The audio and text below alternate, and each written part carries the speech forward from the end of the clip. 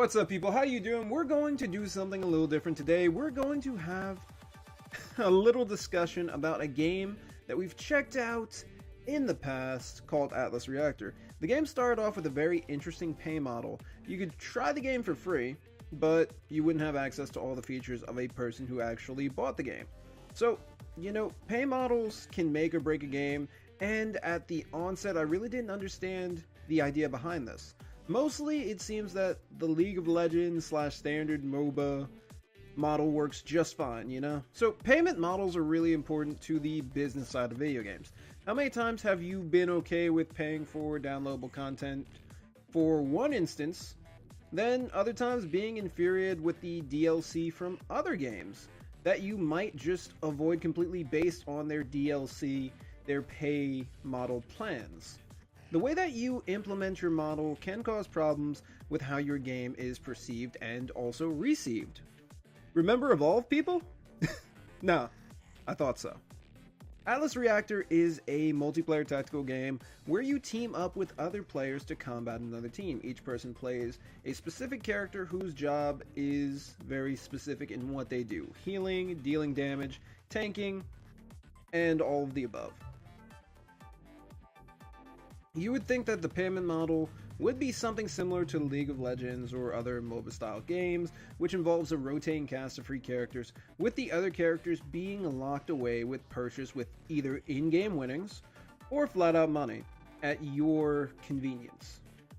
I haven't really seen many trial systems. I remember World of Warcraft offering free to play up to a certain level, but World of Warcraft has the potential to cut people off at specific parts of the game based on level that Atlas Reactor really couldn't do.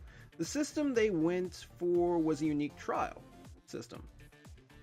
You would have access to all the content, but not as immediately as those who paid for the game. Free players had access to less characters than paid players. They would have access to a specific amount of characters who were all skilled in different roles, but they did not make up the entirety of the cast.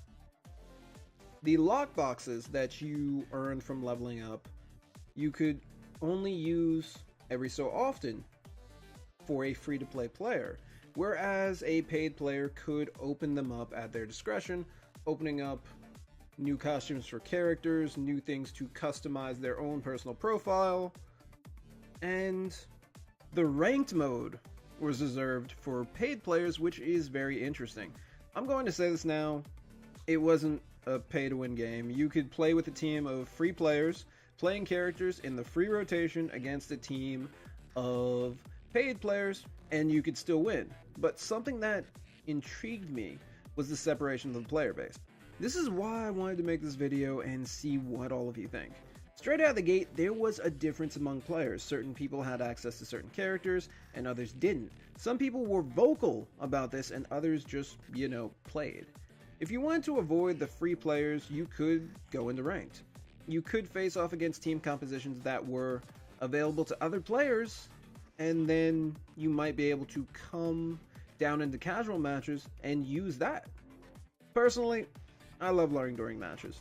Throw something at me, and I'll try to counter it as best I can.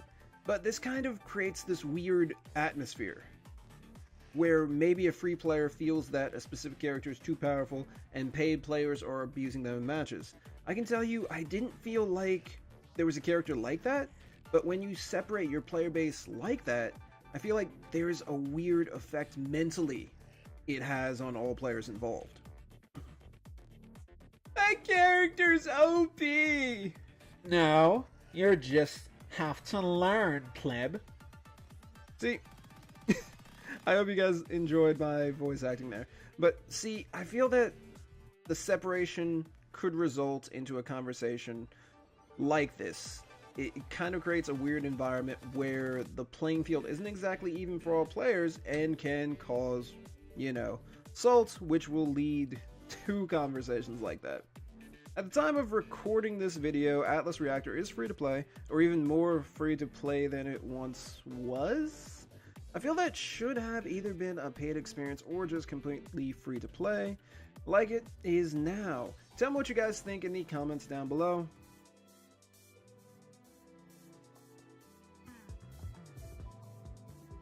So yeah, I wanted to do something like this. If you want the next one I'm thinking of going in depth on is probably going to be about the skill floor and the skill ceiling in video games and how it seems to be questionable now, where certain games who had very high skill ceilings are now dropping them in favor of trying to bring about more players. I don't know. We'll talk about it another day.